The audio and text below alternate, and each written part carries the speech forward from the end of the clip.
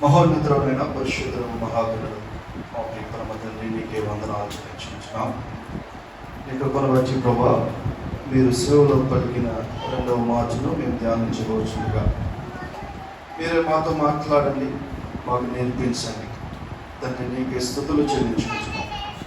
మీరు మాట్లాడే ప్రతి మాట కూడా దేవతనైనా మా హృదయాల మీద పదిలపరచమని ప్రార్థన చేస్తున్నాను. యేసు నామములో అడుగుచున్నాను తండ్రి, ఆమేన్.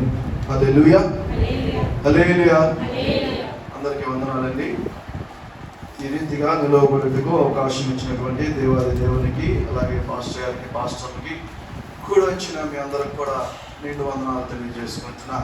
బాగున్నారా? బాగున్నారా? సంతోషంగా ఉన్నారా? సంతోషంగా ఉన్నారా?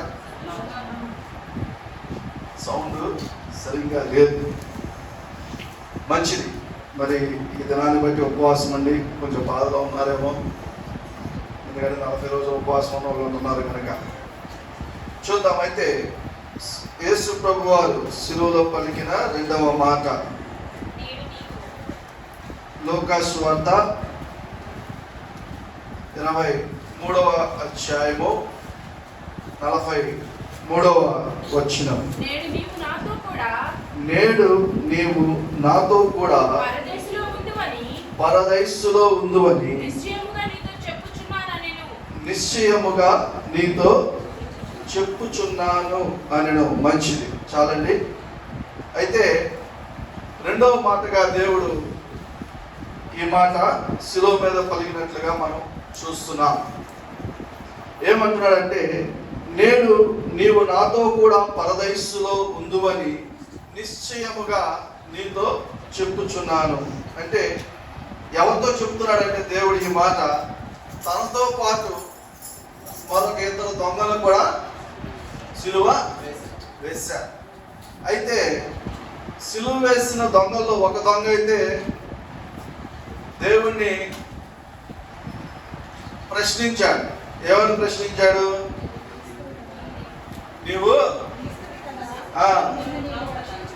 నిన్ను నువ్వు రక్షించుకొని నన్ను కూడా రక్షించమని తెలియజేస్తా. అయితే రెండవ దొంగ ఉన్నాడు. ఆయన పేరు మనం చూస్తే డిస్మస్ అంటారు. ఆయన ఏమంటున్నాడు చూడండి, 40వ వచనం చూడండి. అయితే మరి సిలువలో ప్రభువారు 7 మాటలు పలికారు కదా. ఆ 7 మాటలు మనం ఇప్పుడు ధ్యానిస్తున్నాం. మరి సిలువలో కూడా ఈ దొంగ ఒక 7 లక్షణాలని మనకి ఏం చేస్తున్నాడు? ఆయన తెలియజేస్తున్నాడు. ఒక దొంగ ఏమో దేవుని ఏం చేశాడు? ప్రశ్నించాడు. ఇంకో దొంగ ఏం చేస్తున్నాడు? దేవుణ్ణి ప్రశ్నించలేదు. అందుకని అక్కడ చూడండి, 40వ వచనం చూస్తే, నీవు అదే శిక్షా విధిలో ఉన్నావు. చాలు, నీవు అదే శిక్షలో ఉన్నావు. ఎందుకంటే తన పరిస్థితిని తాను తెలుసుకున్నాడు. ఎందుకంటే యేసుని ఇక్కడ ప్రశ్నించే పరిస్థితిలో ఆ రెండవ దొంగ లేడు. ఎందుకంటే దేవుడు పరిశుద్ధుడని, ఆయనే దేవుడని ఆయన ఏం చేశాడు? తెలుసుకున్నాడు కనుక దేవుని ప్రశ్నించే స్థితిలోకి ఆయన వెళ్ళలేదు. చూడండి, మత్తయి రాసిన సువార్త 27వ అధ్యాయము 42వ వచనం చూడండి.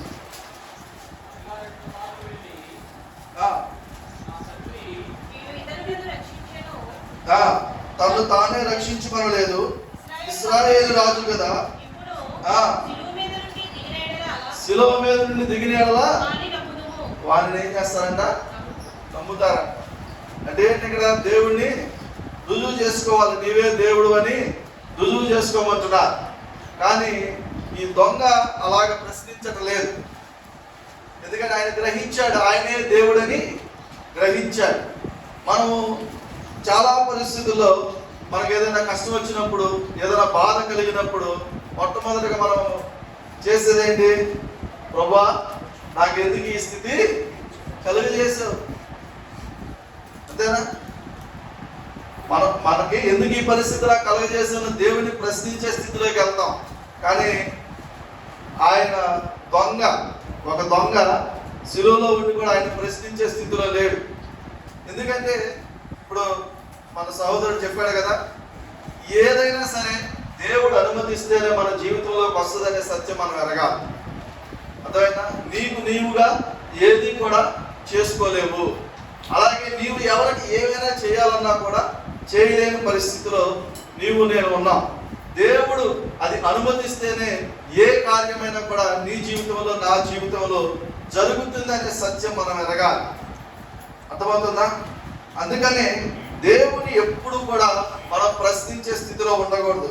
ఎందుకంటే దేవుడు ఏ కార్యము నీ జీవితంలోకి అనుమతించినా కూడా దేవునికి కృతజ్ఞతాస్తుతులు చెల్లించే స్థితిలోకి నేను మారాలని దేవుడు ఆశపడుతున్నాడు. అర్థమవుతుందా?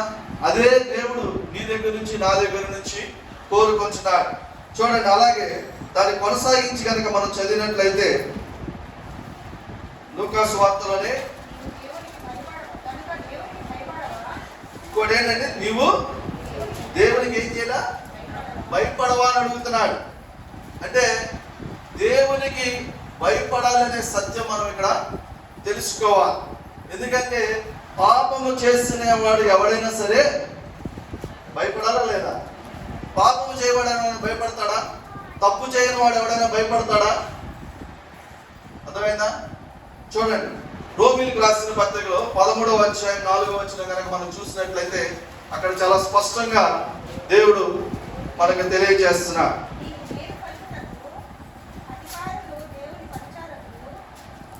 రోమీయులు 13:4.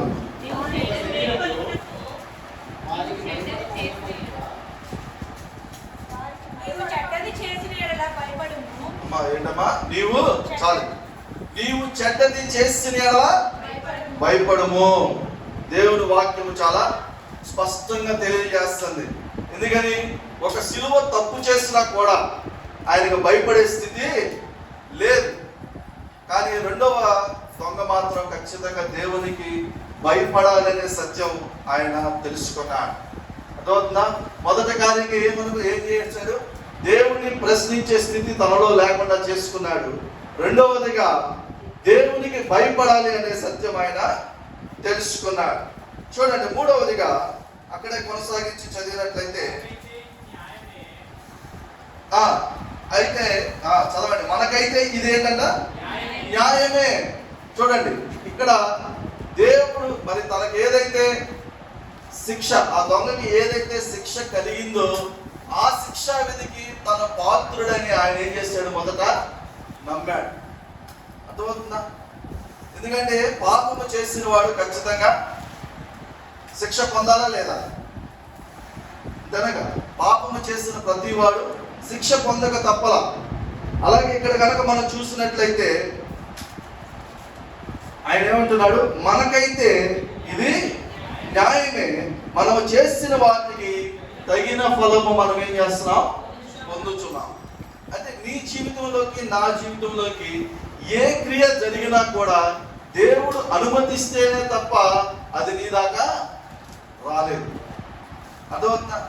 మనకి ఏదో ఒక శిక్ష వచ్చిందని, ఏదో ఒక బాధ వచ్చిందని మనం అనేక మార్లు భయపడతా ఉంటాం. లేకపోతే ఒక శోధన వచ్చిందనో, ఒక వేదన వచ్చిందనో అనేక మార్లు మనం ఏం చేస్తాం అంటే భయపడతా ఉంటాం. అయితే దేవుడు ఒక చక్కని మాట చెప్పాడు, నీవు ఓర్వలేనంత శ్రమ నేను నీకు కలుగజేయనంటున్నాడు. అర్థమవుతుందా? నీవు ఓర్చుకోలేనంత శ్రమ నేను నీకు కలుగజేయనంటున్నాడు. మరి నీకు వచ్చిన శ్రమ ఏ పాటిది? ఒకవేళ అటువంటి శ్రమలు కలిగినా దానిలో నుండి తప్పించుకునే మార్గం నేను ఏర్పాటు చేస్తాను అంటున్నాడు. అర్థమవుతుంది మీకు? మరి ఇంత స్పష్టంగా దేవుడు వాగ్దానం చేసిన తర్వాత మనం ఎందుకు భయపడాలి? అర్థమవుతుందా మీకు? అందుకనే దేవుణ్ణి ప్రశ్నించే గుణం మనలో ఉండకూడదు. దేవునికి లోబడే గుణం, అంటే ఆయనకు భయపడే గుణం నీలో నాలో ఉండాలి. ఎందుకంటే తీర్పు దినమందు దేవుడు ప్రశ్నిస్తే నీవు నిలవబడగలవా? ఎందుకంటే మనకు జీవితంలో 99 మార్కులు వచ్చినా పాస్ కాదండి. క్రైస్తవ జీవితంలో 99 మార్కులు వచ్చినా కూడా పాస్ కాదు. 100కి 100 వస్తేనే పరలోక భాగ్యం అనేది దొరుకుతుంది. ఎన్ని మార్కులు రావాలా? 100కి 100 కావాలి.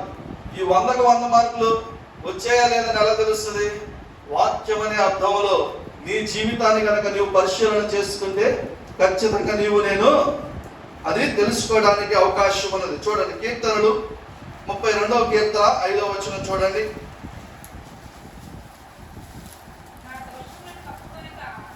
చక్కగా మంచి మాట చూడండి. నా దోషమును కప్పుకొనక నీ ఎదుట నా పాపమును ఒప్పుకోవాలి. ఎందుకంటే మన దోషాలు దాచిపెడితే దాగేది కాదు. ఎందుకని ఆకాశము నుండి ఆయన ఏం చేస్తున్నాడు? తేరి చూస్తున్నాడు. అదైనా హృదయాంతరములు ఎరిగిన దేవుడు. నన్ను ఎవరు చూడట్లేదు అనుకోవచ్చు ఏదైనా పాపం నువ్వు జరిగించేటప్పుడు, కానీ దేవుడు చూస్తున్నాడనే భయం నీకు నాకు ఖచ్చితంగా ఉండాలి. అందుకనే చెప్తున్నాడు కదా, నీవు చెడ్డదానిని చేస్తున్నప్పుడు ఖచ్చితంగా నువ్వేం చేయాలి? భయపడాలి. చూడండి, అలాగే 4వదిగా మనం చూసినట్లయితే ఈయన ఏ తప్పిదము చేయలేదని చెప్తున్నాడు. అర్థమవుతుందా? 4వ మాటకి ఏం చెప్తున్నాడు? ఈయన ఏ తప్పిదం కూడా చేయలేదు. అంటే దేవుడు పరిశుద్ధుడనే సత్యాన్ని ఆ దొంగ గ్రహించగలిగాడు. అర్థమైందా? పరిశుద్ధుడని ఆ దొంగ ఏం చేశాడు? గ్రహించగలిగాడు. ఎందుకంటే ఈ శిక్ష నీకు నాకు కరెక్టే, ఎందుకంటే మనం పాపం చేస్తాం. కానీ ఈయన ఏ పాపం చేయలేదని ఆయన ఏం చేశాడు? నమ్మాడు. దేవుడు పరిశుద్ధుడని ఆయన నమ్మాడు. అర్థమవుతుందా? ఏదో దొంగలో సిలువలో ఉన్నప్పుడు దొంగ దేవుడిని అడిగాడు. పాపం దేవుడు జాలి కలిగి క్షమించాడు కాదు. ఎంత ప్రక్రియ జరిగిందో మీరు గమనించాలి. ఎందుకంటే చాలా మంది అనుకుంటారు కదా, ఆఖరి రోజు ఉగ్రత రోజు బోర ఊదినప్పుడు నేను మారు మనసు పొందొచ్చులే అనుకుంటామేమో. అలాంటి వాటికి అవకాశం లేదు. అర్థమవుతుందా? 5 మనకి బుద్ధి కలిగిన కన్యకల కథ మనందరికీ తెలిసిందే. తగిన సిద్ధపాటు నీవు నేను కలిగి లేకపోతే ఆ ఉగ్రత నుండి తప్పించేవారు లేరు. చూడండి, 1 యోహాను పత్రిక 1వ అధ్యాయం 9వ వచనం కనుక మనం చూసినట్లయితే, మన పాపములను మనం ఒప్పుకొని ఆయన ఏంటంటే నమ్మదగిన వాడును నీతిమంతుడును. చాలండి, ఆయన ఏంటంట? నమ్మదగిన వాడు, నీతిమంతుడు. అర్థమవుతుందా? ఆయన పరిశుద్ధుడు, ఆయన నీతిమంతుడును. మళ్ళీ చదవం ఒకసారి. మన పాపములను మనము ఒప్పుకొని ఎడల ఆయన నమ్మదగిన వాడును నీతిమంతుడును. చాలండి, మన పాపాలను మనం ఒప్పుకుంటే ఆయన ఎటువంటి దేవుడు అండి? నమ్మదగిన వాడు. ఆయన నీతిమంతుడు, పరిశుద్ధుడు. మరి దేవుడు పరిశుద్ధుడు. చాలా చక్కని మాట ఉంటుంది, నేను పరిశుద్ధుడును, నా మందిరం పరిశుద్ధము, మీరును పరిశుద్ధులై ఉన్నది. పరిశుద్ధులుగా ఉండటం ఖచ్చితంగా నీవు నేను ఉండాల్సిందే. వేరొక అవకాశం నీకు నాకు లేదు. ఎందుకంటే దేవుడు కలుగజేసిన ఈ రక్షణ భాగ్యాన్ని కనుక నీవు నేను నిర్లక్ష్యం చేస్తే ఉగ్రత దినాన్ని తప్పించే వారు ఎవ్వరూ కూడా ఉండరు. కాబట్టి మనం జాగ్రత్త కలిగి ఉండాలి. చూడండి, మరి 5వ మాటగా ఆయన చూచి యేసు. చాలండి, అర్థమవుతుందా? ఆయన చూచి ఏమన్నాడు? యేసు. అర్థమవుతుందా? యేసు అని పిలిచిన వాళ్ళు ఎంతమంది ఉన్నారండి? యేసు అని ఆయన పేరు పెట్టి పిలిచిన వాళ్ళు ఎంతమంది ఉన్నారు? చూడండి, ఆ 1 యోహాను పత్రికలోనే చదివిన భాగంలోనే 2వ భాగం చదవండి.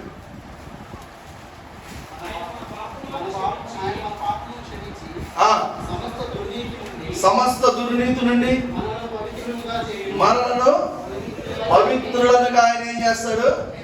చేసే దేవుడు. యేసు అనే మాటకు అర్థం ఏంటండి? చెప్పండి. యేసు అనే మాటకు రక్షకుడు. అర్థమైందా? సమస్త దుర్నీతి నుండి, మన పాపాల నుండి మనల్ని పవిత్రులుగా చేయగలిగిన దేవుడు, ఏకైక దేవుడు నీవు నేను వెంబడిస్తున్న దేవుడు. అర్థమవుతుందా? యేసు అంటే రక్షకుడు. తర్వాత చదవండి, నీవు నీ రాజ్యంలోనికి వచ్చినప్పుడు నన్ను. చూడండి, ఇక్కడ ఆరోజుగా ఆయన ఏం చేశాడంటే దేవునికి ఒక రాజ్యం ఉన్నదని ఆయన ఏం చేశాడు, గ్రహించాడు. అర్థమవుతుందా? ఆయన విశ్వసించాడు. అర్థమవుతుందా మీకు? దేవునికి ఒక రాజ్యం ఉన్నదని, ఆ రాజ్యం వచ్చినప్పుడు నన్ను జ్ఞాపకం చేసుకోమని. ఇందాక చదివాం కదా మత్తయి సువార్త 6వ అధ్యాయం 10వ వచనంలో, పరలోకముందు మా తండ్రి నీ నామం పరిశుద్ధపడును గాక, నీ రాజ్యము వచ్చును గాక. అర్థమవుతుందా? ఆయన రాజ్యం వచ్చినప్పుడు ఆ రాజ్యములో నేను కూడా ఉండాలని నన్ను జ్ఞాపకం చేసుకోమని అడుగుతాడు. అర్థమవుతుందా? చూడండి అక్కడే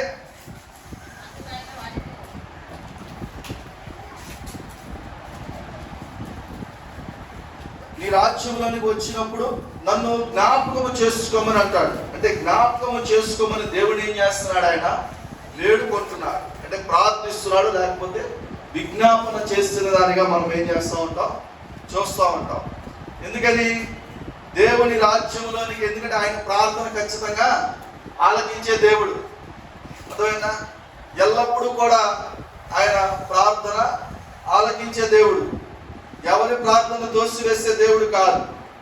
అయితే నీవు ఎటువంటి హృదయం, నీ ఇంటెన్షన్స్ ఏంటనేది దేవుడు ఖచ్చితంగా చూస్తూ ఉంటాడు. ఎందుకంటే చాలా సార్లు మనిషి మాట్లాడే విధానం అంతా కూడా సొంత ఉద్దేశాలు, ఇంటెన్షన్స్ కలిగి ఉంటారు, కానీ యథార్థమైన హృదయంతో కార్యము జరిగించేవారు ఉండరు. అందుకనే దేవుడు నీ హృదయం ఎలా ఉన్నదో దేవుడు ఖచ్చితంగా చూస్తూ ఉంటాడు. అందుకని మన హృదయము చాలా పరిశుద్ధంగా ఉండాలి, జాగ్రత్త కలిగి ఉండాలి. దానిలో ఎటువంటి శరీర కార్యాలు ఉండకూడదు. శరీర కార్యాలు అనగానే మనకు గుర్తుకు రావాల్సింది గలతీయులకు రాసిన పత్రిక 5వ అధ్యాయం 19వ వచనం మనం చదివితే 15 కార్యాలు ఉన్నాయి. అర్థమవుతుందా? ఆత్మ కార్యాలు ఉన్నాయి. ఎన్ని? 9 ఆత్మ కార్యాలు నీ హృదయంలో ఉండాలి. అర్థమవుతుందా? ఈ 7 మాటలు కూడా ఆయన శిలువలో, అంటే 7 లక్షణాలు కూడా ఆ దొంగ దగ్గర దేవుడు ఏం చేశాడు, చూశాడు. అందుకనే వెంటనే దేవుడు అందుకు ఆయన వానితో, నేడు నీవు నాతో కూడా పరదైస్సులో ఉందని నిశ్చయముగా నీతో చెప్పుచున్నాను. చూడండి, ఎప్పుడైతే దేవుడు ఆ దొంగ యథార్థమైన హృదయముతో దేవునికి ప్రార్థించాడో, ఆ హృదయాంతరంగంలో ఎరిగిన దేవుడు చూచాడు కనుక ఆ కార్యాన్ని ఎప్పుడుకో, రేపుడుకో, లేకపోతే ఆ రాజ్యం వచ్చినప్పుడుకో ఆయన ఆ కార్యాన్ని వాయిదా వేయలేదు. ఆయన ఏమన్నాడు ఇక్కడ? నేను ఈ రోజే నీవు నాతో కూడా పరదైస్సులో ఉండు అని నిశ్చయముగా నీతో చెప్పుచున్నాను అన్నాడు. అంటే దేవుడు ఆయనను పరదైస్సులోకి చేర్చుకున్నాడు. అర్థమవుతుందా? ఎందుకంటే దేవుడి యందు విశ్వాసం ఎలాగున్నదనేది మనం పరిశీలన చేసుకోవాలి. దేవుని యందు నీ భయము ఎలా ఉన్నది అనేది నువ్వు ప్రశ్నించుకోవాలి. అర్థమవుతుందా? ఆయనకు నువ్వు లోబడి ఉంటున్నావా? ఆయన వాక్యానికి లోబడి ఉంటున్నావా?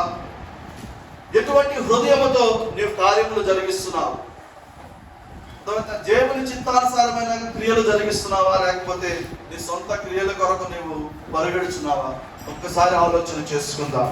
మరి దేవుడు ఇంత గొప్ప భాగ్యాన్ని ఒక దొంగకి కలుగజేస్తున్నప్పుడు మరి నీకు నాకు ఆ భాగ్యాన్ని ఖచ్చితంగా కలుగజేస్తాడు. కానీ దేవునికి కావాల్సింది యథార్థమైన హృదయం. అతి యథార్థమైన హృదయము దేవుడు మనందరికీ కలుగజేయుగాక. ఆమేన్. దేవుని నామానికి మహిమ కలుగును గాక. హల్లెలూయా, హల్లెలూయా. చదువుబడినటువంటి మాటను వివరించిన సహోదరునికి సంఘం పక్షంగా హృదయపూర్వక ధన్యవాదాలు తెలియజేస్తున్నాను. దేవునికి మహిమ కలుగును గాక. హల్లెలూయా. రెండవ మాట, నేడు నీవు నాతో కూడా పరదైస్సులో ఉందని నిశ్చయముగా చెప్పుచున్నాను నేను. దేవునికి మహిమ కలుగును గాక. హల్లెలూయా. ఈ రెండవ మాట మనం ధ్యానిస్తూ ఉన్నప్పుడు సహజంగా మనందరికీ తెలుసు, శిలువ మీద ఎంతమంది దొంగలు ఉన్నారు? ఇద్దరు ఉన్నారు. ఎంతమంది ఆయన దూషించారో ఒక్కసారి మత్తయి సువార్త 27వ అధ్యాయం 44వ వచనంలోనికి వద్దాం. ఆయనతో కూడా సిలువ వేయబడిన బందిపోటు దొంగలను అలాగే ఆయనను నిందించిరి. దేవుని నామానికి మహిమ కలుగును గాక. ఇద్దరు నిందించారు. కానీ జరిగినది ఏమిటయ్యా అంటే, ఎప్పుడైతే యేసుక్రీస్తు వారు మొదటి మాటను మాట్లాడాడో, తండ్రి వీరేం చేయుచున్నారో వీరెరుగురు కనుక వీరిని క్షమించు అన్న మాటను మాట్లాడగలిగాడో, ఆయన అధికారాన్ని ఆ దొంగ చూడగలిగాడు. లేదా ఆయన ఎట్టి అధికారాన్ని కలిగి ఉన్నాడో గ్రహించాడు. ఆ మత్తయి సువార్త 27లో అనేక మంది ఆయనను హింసిస్తున్నవారు, దూషిస్తున్నవారు, ద్వేషిస్తున్నవారు, అపహసిస్తూ ఉన్న వారి గుంపును అక్కడ చూస్తాం. వారందరినీ కూడా క్షమించిన దేవునిగా ఆయన అక్కడ ప్రత్యక్షం అవ్వటాన్ని చూసిన దొంగ ఏం చేసుకోగలిగాడయ్యా అంటే, తనలో తాను పశ్చాత్తాపడిన వానిగా ఉన్నాడు. దేవునికి మహిమ కలుగును గాక. హల్లెలూయా, హల్లెలూయా. ఆ పశ్చాత్తాప ప్రక్రియ జరగకుండా పరలోకం లేదు. అనేక పర్యాయాలు సహోదరుడు చెప్పినట్లుగా, లేదా ఇంతకు మునుపు అనేక పర్యాయాలు నేను జ్ఞాపకం చేసినట్లుగా, ఇంకా సమయం ఉన్నదిలే అని వాయిదా వేస్తా ఉన్నామేమో. రాకడ ముందు గుర్తులు ఎన్నో కనిపించాలలే అని వాయిదా వేస్తా ఉన్నామేమో. ఇది ఏ రక్షణ దినం, నిర్లక్ష్యం చేయొద్దు. ఆ దొంగ మరికొద్ది నిమిషాలు ఆ పశ్చాత్తాపాన్ని వాయిదా వేసినట్లయితే నిత్య నరకాగ్నిలోనికి సారుకుని పోయేవాడు. అయితే ప్రభు అక్కడ మాట్లాడుతూ ఆయనకి ఇచ్చిన అభయం ఏమిటయ్యా అంటే, నీవు నాతో కూడా పరదైస్సులో ఉందువు. ఆంగ్లంలో దీనిని ప్యారడైజ్ అని అన్నారు. అయితే ఈ ప్యారడైజ్ అనే పదం ఎక్కడ నుండి వచ్చిందయ్యా అని మనం గమనించగలిగితే, ఇది ఒక పర్షియన్ పదము నుండి పుట్టినటువంటి మాట. ఈ ప్యారడైజ్ ని వాస్తవ పర్షియన్ భాషలో పారడీషియోస్ అన్న పదాన్ని వాడటం జరిగింది. ఈ పారడీషియోస్ అని అంటే రాజు గారి ఉద్యానవనం. ఇది ఒక ప్రైవేట్ ప్లేస్, ఎప్పుడు పడితే వాడు వెళ్ళటానికి అనుమతి ఉన్న చోటు కాదు. ఈ రాజు గారు అనుమతిస్తేనే తన ప్రత్యేకమైన ఆ ఉద్యానవనంలోనికి వాడు రాగలడు అన్న అర్థాన్ని ఇస్తా ఉన్నది. ఈ రాజు గారి ఉద్యానవనమైనటువంటి పారడీషియోస్ లోనికి ప్రభు ఏం చేశాడయ్యా అంటే, ఈ దొంగకు నేరుగా ఆయన అవకాశం ఇచ్చిన వాడిగా ఆయన ఉంటూ ఉన్నాడు. అంత మాత్రమే కాదు, మనం ఆ మాటను కనుక మనం గమనిస్తూ ఉంటే, ఆయన చెప్పిన మాట, నేడు నీవు నాతో కూడా పరదేశంలో ఉందువని నిశ్చయముగా మీతో చెబుతున్నాను. ఖచ్చితంగా నువ్వు ఉంటావు. ఎప్పుడయ్యా అంటే, పశ్చాత్తాపడి. ఇంతకు మునుపు దొంగ దూషించిన వాడే, ఇంతకు మునుపు దేవునికి విరోధమైన కార్యాలు పాపంలో బ్రతికిన వాడే. కానీ ఏమయ్యాడయ్యా అంటే, పశ్చాత్తాపడ్డాడు. నీ జీవితము కూడా ఈరోజు ఆ స్థితిలో ఉన్నదేమో, తెలిసి తెలియక చేశామేమో. ఈ దినమైన నీ కొరకు ప్రాణము పెట్టిన ప్రభువు ఎదుట పశ్చాత్తాపము పొందినట్లయితే, ఆ పారడీషియోస్ రాజు గారి ఉద్యానవనమనబడిన ఆ పరలోకంలో నీవు కూడా ఆయనతో కలిసి ఉండటానికి అవకాశం ఉండేదిగా ఉన్నది అన్న విషయాన్ని నేను జ్ఞాపకం చేస్తూ ఉన్నాను. ఈ శిలువ మీద దొంగలు వారు ఆ శిక్షకు అర్హులే. కానీ ప్రభువు ఎవరైతే పశ్చాత్తాపడ్డాడో వారిని దాని నుంచి తప్పించాడు. నీవును నేను పాపములో ఉన్న వారమే, కానీ పశ్చాత్తాపడగలిగితే ఆయన నిన్ను చూసి నన్ను చూసి నీవు కూడా నా పరదేశంలో, నా పరలోకములో, పారడీషియోస్ ఆ రాజు గారి ఉద్యానవనములో నీవును నేను స్థానం సంపాదించుకునేటువంటి వాక్యాన్ని ప్రతి ఒక్కరికి దేవుడు దయచేయును కాక. హల్లెలూయా.